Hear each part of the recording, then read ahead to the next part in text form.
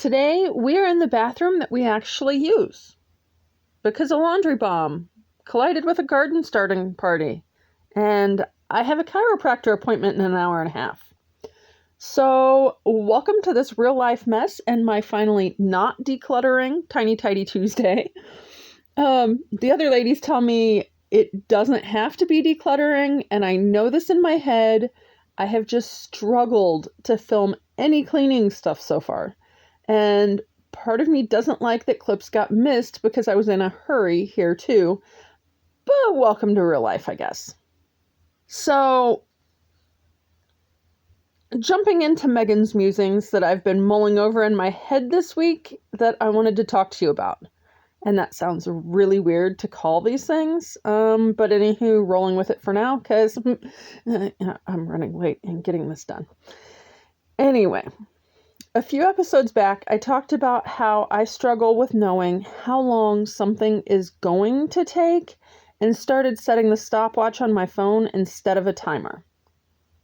In real life, I realized I often don't work with either, or at least not directly. As for instance, I am doing laundry, and the bathroom has been driving me crazy for days. But you don't see me set a timer because it is built into this process. And yes, I am aware this probably looks very weird to most of you in terms of laundry motivation. I don't have a regular washing machine. I do have a full how I do laundry video and update video on my other channel that I can link in the description if you're interested.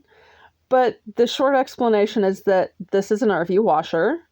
And my front loader started leaking a few years ago, and so the floor needs replacing.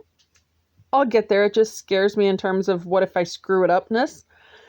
And I didn't want to buy another washer because of the price and the floor and such, so I did an experiment for when I get to my downsizing dreams and got an RV one for a little over $100. And it broke 9 months later. And I bought another, and it broke a little just after 6 months and a little more at about 10 months. So now I just use it broken. And no, I don't use detergent, but I'll get into that. I don't know. Maybe that might be a thing for next week. Anyway, the timer. I put the clothes in, manually fill it with water, and start it for about 6 minutes. And then I can determine what I want to do while I wait. On a bad day, I am not doing laundry at all, unless it is absolutely necessary. It's just too much for my body on a bad day. On a good day, I can do what I'm doing here and clean the bathroom, or I might turn around and clean off my bedside table and put stuff away while it's working on the clothes. On a medium okay day, I alternate. First, I'll lay down. My bed's on the other side of the wall from the washer. Nice and convenient, and I can hear when it gets done. And then the next one, I might do something like pick up and put away stuff on the counter, or declutter my cabinets, or check my overstock bin and see what I need to order this month, and maybe lay down to put that order in. Or even not put the order in, but put stuff in my cart. That probably sounds weird. Lately, I've been doing once a month Amazon orders. Anyway, neither here nor there. So, I might get that ready. And then other times I might lay down on all of the breaks because I'm watching a live stream or something. But there's no need to set a timer because I know it's going to be 6 minutes because that's what I set the clothes at, if that makes sense, to agitate. When my kids aren't home, I will often do litter boxes for the first one and then sweep up the floor so I'm not dripping water on any that spilled. Because, at the end of this day, I didn't do that, and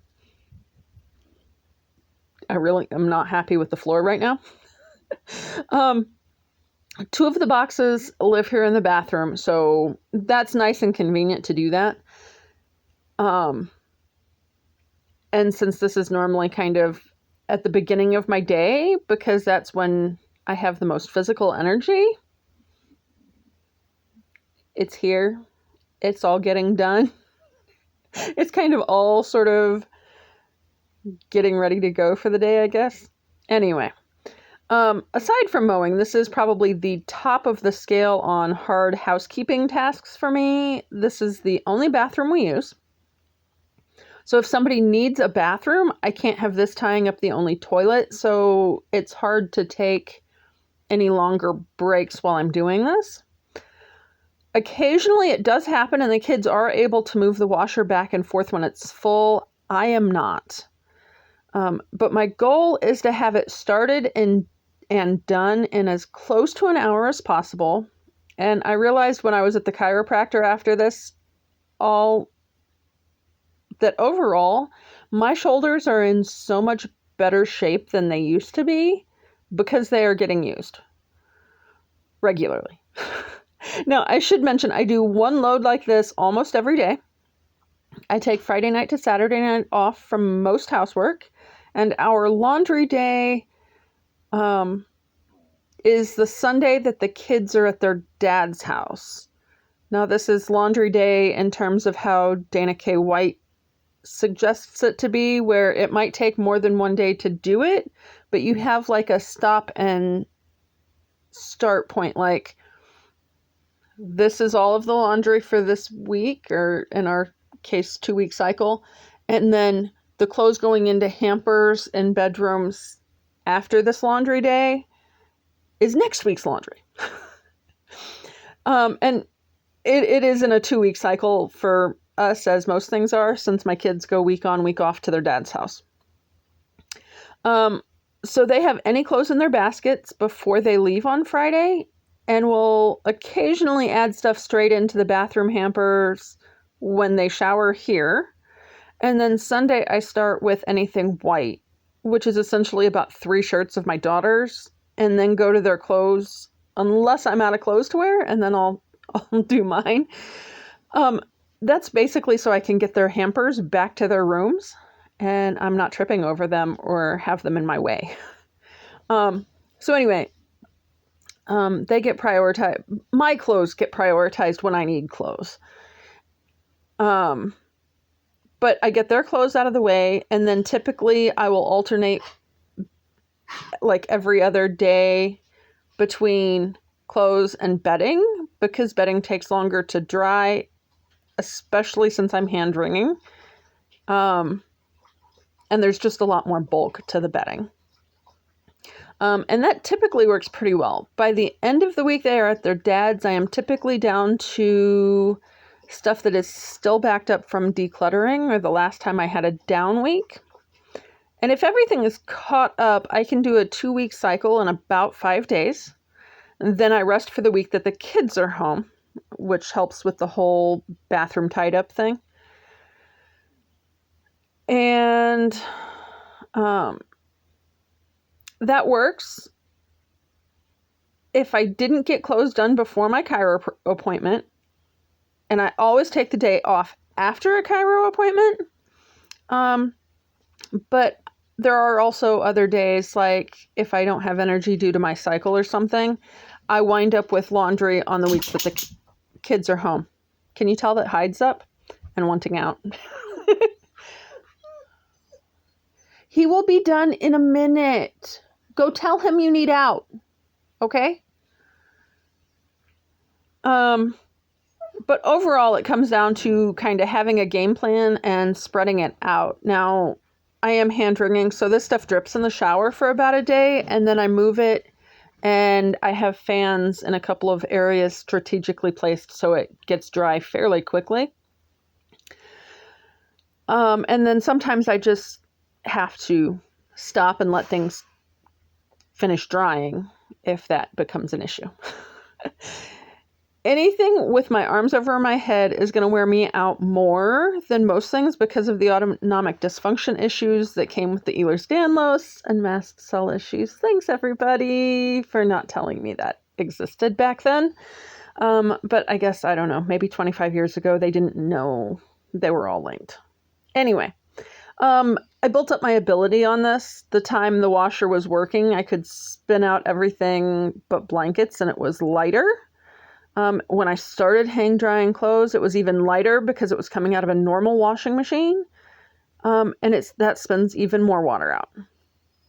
Now, I'm not saying go find a broken RV washer by any means. It was a good option for us because a laundromat is not an option at all because of the chemicals. I can't even walk past houses in my neighborhood while they're doing laundry because I just get so dizzy. But it's helped me in so many ways I didn't expect. When I started with this style of washer, I struggled to do more than a couple of minutes of anything in the garden. And in case you missed the elephant in the room, I have seed starting trays on a rack in my bathroom these days. And oddly, I've heard zero complaints from this from any of my kids. I guess you can tell we aren't makeup people. Hands and teeth, and we don't even really need a mirror to brush our hair. But I'm not nearly as successful at the seed starting thing as I had hoped, kind of like laundry before I started hang drying and right sizing the amount of clothes we have. You know, I am listening to a John Maxwell book called Failing Forward right now. And while I was laying there last night listening, he used an example of a ceramics class where the professor split the class into two in terms of like grading, and half would be based on quantity and half on quality for grades. But at the end of the semester, the best quality pieces all came from the quantity group. They had worked and learned from their failures and gotten better. And the group being graded on quality just tried to make their one piece perfect and didn't take time to learn how to do that because they were afraid of making mistakes. And this kind of mirrors my life in a lot of ways. I can really get in my head and try to be perfect. But I've also heard this illustration with photography classes. So apparently art teachers need to experiment to figure out if it works in general, but I definitely think it does. And if you don't believe me, try working on Sunday's Photo Club Friday. My pictures from back when we were using film are so much worse than now, when we can take a few until we get the right composition and it's in focus just the way I want it, and I can crop it, or, you know, that kind of thing. That costs a lot of money to do on film. A great big thank you to Sunday Dawn over at The Helpful Home for creating Tiny Tidy Tuesday. Make sure to check out her channel and this week's playlist down below. So I'll pin the link in comments and down in the description, and you guys can check out all of the ladies that participate each week, and make sure to subscribe to Sunday's channel as well as this one so you can check out the Photo Club Fridays. I think we're due for another one this week. And I think we're all kind of in the same point where we are failing forward to a better household by doing tiny tidies each week. By doing lots of little things, we are figuring out what works for us, what drives us crazy, and it has definitely helped me learn how to keep up better because I'm starting small on things and doing a little at a time, but building towards less clutter, less waste, more resilience, more ability to do the different things that need done that, you know, maybe 2, 3, 4, 5 years ago, I couldn't do. And it has taken time to build stuff like getting laundry done. But now I can also do a lot more in the garden. I don't have nearly as many weeds because I can pull them for more than, a minute or two at a time, like I used to be able to do. So, start small, figure out what you have to get done and ways to work at getting them under control and build what your body can handle. Have a great week, and I'll see you next time.